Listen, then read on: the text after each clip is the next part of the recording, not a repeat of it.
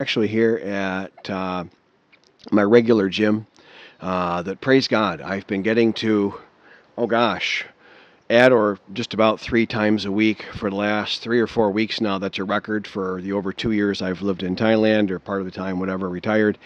And and it's going to rain. It's going to rain seedlings on me, of course, which is, hey, entertaining. And so that's great. It shows that all the hard work that I'm doing and the focus and everything is just very slowly paying off. I was talking to one of Fawn's cousins this morning on the street there in our village, and I told him I was about 30% better. He speaks only Thai. Well, he speaks a little bit of English. We spoke in Thai, and I'm about 30% better after really working hard at it every week for 2.25 years or whatever. So, but that's great. So wonderful. So a little update there for you. And I'll throw maybe a photo or two of the gate entranceway. Finally got completed late last night. I took a picture this morning. I had to finish paying for it.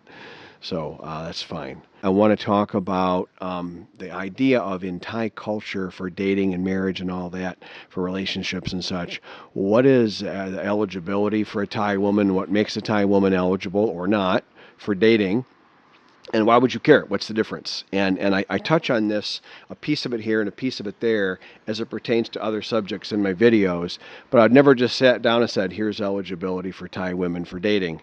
And I think it's really worth. Obviously, I think it's worth doing. So with all that.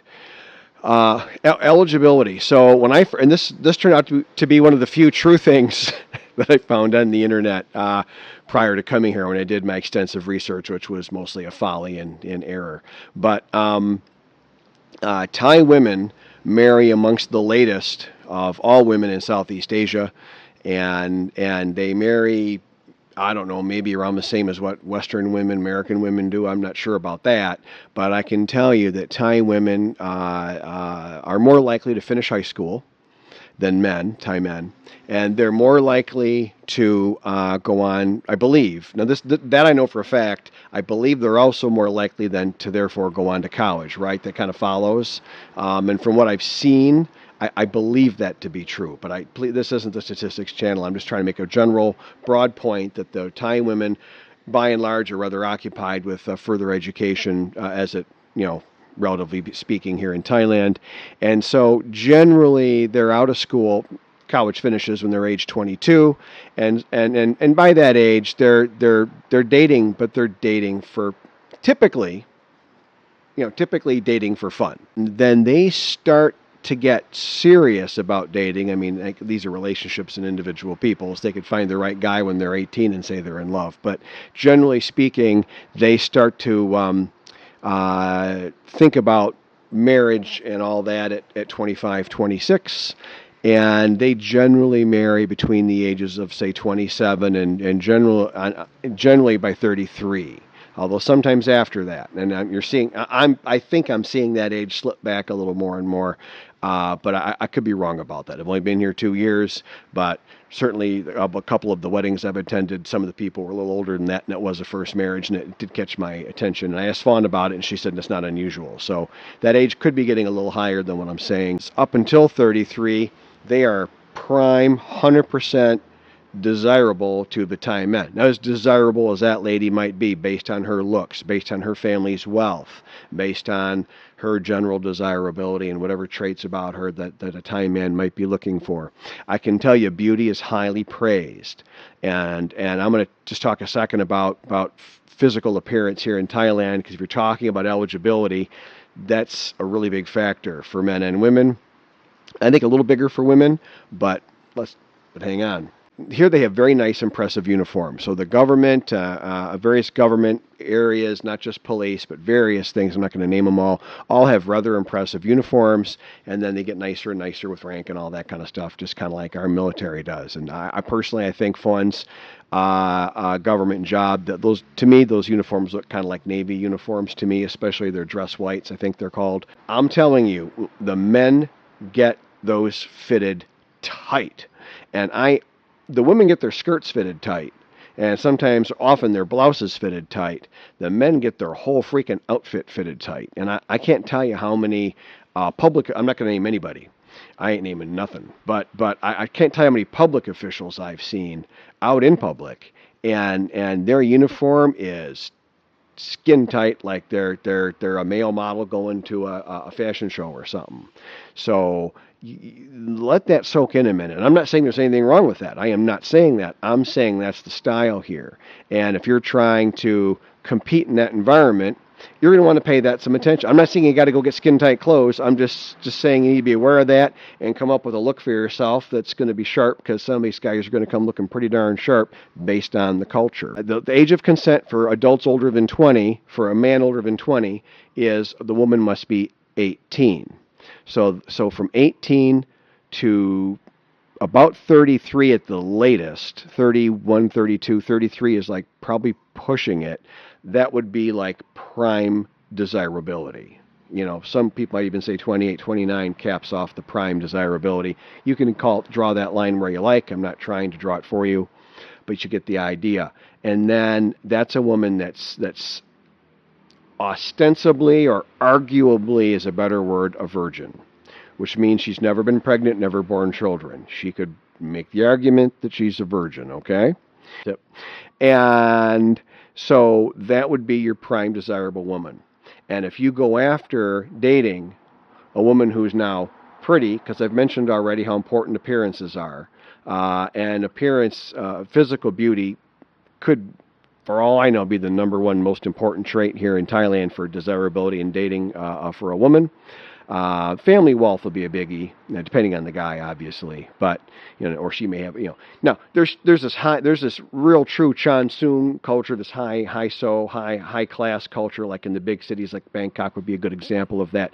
You're not going to date any of those ladies unless you're somebody super special. So we're setting all that aside, okay? But other than that kind of stuff, generally speaking, if you get a woman who's very pretty, okay, whether or not she's had plastic surgery, there's no demerit points for plastic surgery here within the Thai community. I disagree with that. I give major demerit points for that, because I think a lot of women use it as a weapon aimed at the guy they're going to marry, and to hook that guy and then get the money and then go on to the next guy. I that's just how I feel about it, and you can disagree with me, and you can have your opinion, I'll have mine, and that's fine, okay? I can't tell you now how many times through Fawn and some of her closest friends, I've seen example after example after example, and I was a little softer on this whole Suai Peng thing. Pretty but expensive. That's the best, most honest term ever in the history of the language. And these Suai Peng ladies. And I not that they're all bad, because you can never say that, but I'm just saying, it's enough you want to pay attention. But back to my point.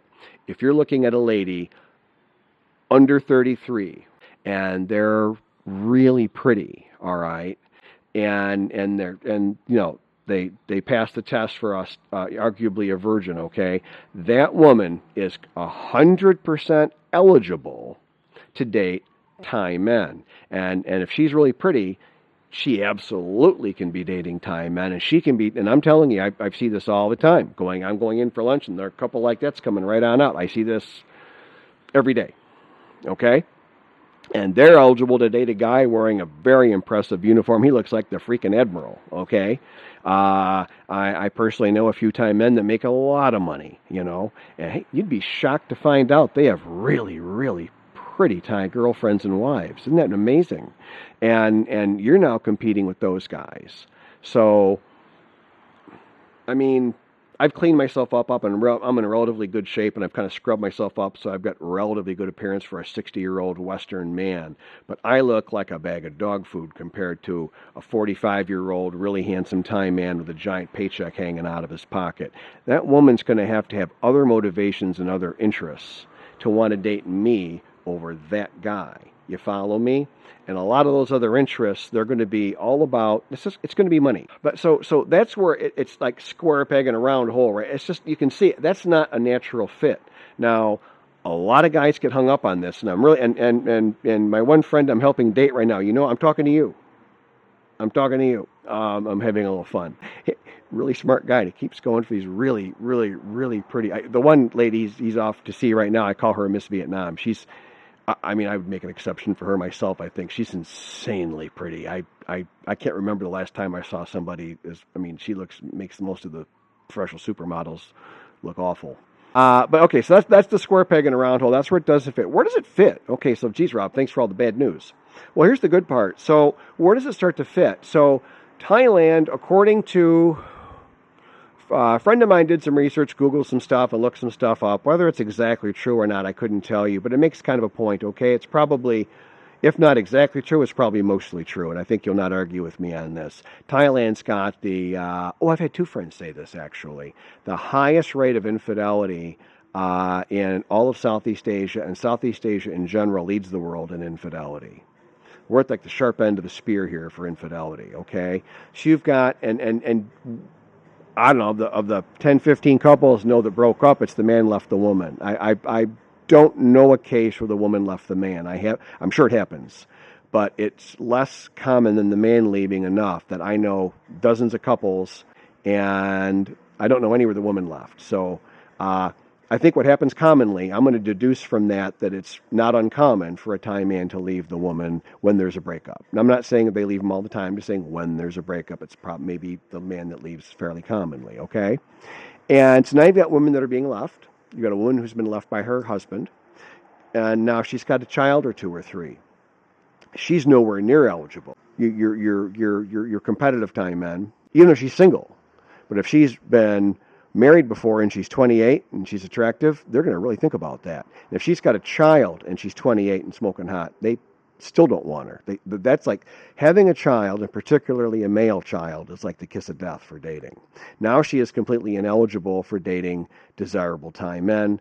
And there's I'm going to kind of make it just a case point on one person that I know a little bit, and that two Thai people that I trust really well. Know very well this one lady, and I bumped into her a couple times. I know of her and all that, and they were saying that she's very pretty. She's Suai Peng, but she's Suai. Suai is pretty. She's pretty, okay, and she's bikini figure, all that. And she's young, but she's got several kids. To two Thais that I know that were talking about this, and I kind of added myself to the conversation, asked if they minded. And they didn't mind at all. They were only too happy to tell this. They thought it was interesting. They wanted to tell me all about it. They said there's no way she'll ever marry again. That's like an impossibility. And she's from a good, wealthy. She's from a wealthy family. Okay. They said her only option at this point. Their words. This is two people, two Thais. I'm going to submit to you. They speak Thai rather well, and they know Thai culture pretty good. They were saying her only realistic option was to Mia Noi. Which is to like a lady in waiting. They work out of their house, kind of, but then what they'll do is they'll find a resort that's between them and the guy that they're the Mia Noi for. Mia Noi translates to little wife, so it's kind of like mistress, but it's like a steady thing, and it's not romance necessarily. It is what it is. And they'll find a resort that's between, and they'll make an agreement with that resort, and they'll get a room that they can use for a few hours here and there, and they're at the beck and call of the man, and the man will pay a monthly salary for that. And depending on how pretty and young and desirable the woman is, and how wealthy the man is going to be a factor. He'll be paying 4 to maybe as high as 10,000 baht per month or something, anywhere around here. Maybe in Bangkok, maybe a big shot guy and a smoking hot lady, maybe it's 50,000 baht. I don't know, but around here, 4 to 10 would be a figure. You could even start at 3,000 baht per month. But that in the lower end, that'd be a little less desirable woman. But and I don't mean to be hurting in anyone's feelings. I'm just telling you what they do here and how it works. I'm not saying anything's right or wrong. You notice I'm not commenting. I'm just telling you what is. Okay. And I believe in dealing in reality. That's a little engineering tip there. So her only option, this pretty woman in her early 30s, like barely over 30, I think 31 or something, her only option is to Mia Noi. She's like undateable. So if she were to meet a foreign guy, so here's where we come in. This isn't our culture. Like for me, I'll pick on myself here. This isn't I find it interesting. I'm curious about it. It makes a nice hobby. I love learning the language. It gets me a chance to enjoy my relationship with one of my dearest friends, Usani. Usani is a good friend with Fawn. And we all three talk language. I love that. I was learning a couple words about barbed wire and stuff with Kun Paul this morning because I didn't know the word, and whatever, and which I should have, just laziness, and but it isn't my culture. It doesn't hit me in the heart. It doesn't hurt me. It's not a part of my DNA. My culture is I'm an American. Okay, so to me, to date Fawn and pick up some obligation for her two boys, no problem. This isn't my deal. You need a little help? Sure. What do you need help with? Yeah, you're helping me. I'll help you. There's no barrier. It's strictly pragmatism. How much money is this going to cost? How much time, emotional involvement's involved? What is my pain in the ass factor? When I look at things, and I was just having this conversation again with my son, we're looking at making a major purchase maybe next year, and we were talking about, well, what stays below the pain in the ass factor? Because the older I get, the less I like that. If I can have a thing that's pretty good, that's really convenient, that's awesome. If it's a little bit, even a lot better, but it gets to be a pain in the ass, I'm not interested, And that's how I feel about things. So with her boys and that's kind of what it came down to. It's just some pragmatic concerns. Came down to the calculus was pretty clear and easy, and that's been a good decision. Fawn takes, as everyone knows, absolutely fantastic care of me. She's been fire hosing me with care and love and affection, and that's a rather pleasant thing to have come from a young, beautiful woman. There's a thought. There's one option for your retirement, guys. You could always do that one, and so. That is where it's a lot easier. There, you're not, as Blade from the first movie with Wesley Snipes said, trying to ice skate uphill. I'm not going to quote him because it's really vulgar, and I'll probably get a YouTube strike. But you're not trying to ice skate uphill by trying to date that eligible woman that's eligible by Thai culture. The ineligible ones, if you're like me, most guys come here 65. You don't need a 28-year-old smoking hot, single, never been married. I mean, whatever. It's up to you, I guess, but you don't need that. And, a lot of the guys that turn out to be really sharp and really have the world by the tail over here, a lot of them have women in the mid-40s, even 50, even at 50-something. And, but they're 67, whatever. The woman's still young and pretty to their eyes. It's all relative. But she's not bar girl pretty because you got to, man, taking this idea a little further, think about 10, 20 years in the future. How old is that woman going to be? Can she just leave you and then just go find another guy, do this all over again? And hey, bye, it was nice. Because Fawn wouldn't do that anyways. I know her by now. I know her family. I know their family culture and how deeply they are into the whole being like honest, actual good people. But it would be really hard for her just physically to, 15, 20 years in the future being, 50 some years old to go and be a bar girl, it's not going to happen. I mean, this is not going to work. So, we're in a way, we're sort of relatively in a similar position as we both age, which that was just by coincidence. I don't claim any plan on any of that. It's just the way the chips fell, and it's working out for me. Fate saved me from a few things, apparently. So eligibility, I would say the biggest thing is look at going with the system here versus going against it. Because if you look at all the statistics for Thailand and the high divorce rate and all the infidelity and all that stuff, great. But what it creates is all these women who are now no longer eligible by their own culture. And there's plenty of them. And they're kind of getting all these little strikes and demerit points for, to me, as a Westerner, no real valid reason. It doesn't matter a hill of beans to me, and a woman 45 who's very attractive and doesn't have kids. If you don't want kids, I get that. Believe me, kids can be a pain in the neck. I get that. She's ineligible. There you go. She's waiting, looking for you. I mean, that kind of makes a lot more sense. So, it's a harsh culture here. I was just talking with a Thai friend of mine, and she was a victim of quite a bit of gossip and stuff in her village, and it was really hurting her feelings. I felt bad about that. I will just tell you, the culture here is very hard on the women. They do the overwhelming majority of all of the work, the social work, all the events, just taking care of the houses. The women work, and it's the other women that put the women down, as I'm always saying. And the enforcers of the culture are the women themselves. And this is what it is. This is the system here. And it's the easiest momentum for you to step into that And you don't have to be a jerk. I'm not saying go be a jerk and take advantage of people. You kind of end up kind of rescuing somebody to a point, and they sort of rescue you back if you've got, issues and needs and stuff like I do. And as we get older, we're all going to have something. Nobody lives forever. So, anyway, so there's my thoughts on eligibility for Thai women here within the Thai culture, some of the factors of why and how it might apply to you. And whatever I've missed, I'll cut back. I'll cut in some new footage, or I'll just put notes on my videos like I like to do. Hopefully, that's informative. Good luck. Good luck to us all. This is really pretty. Really quite pretty. It's nice when something is shaping up exactly as you had imagined it. It's quite pleasant. Yeah, so this is from this morning. The gate's up, and I just negotiated myself actually in Thai and got the rest of the steel ordered. So that's nice, and it's coming out very, very pretty. Again, much more than I had thought or really wanted, honestly. My name is Rob, and thank you for supporting my YouTube channel. I meant every word I just said with respect.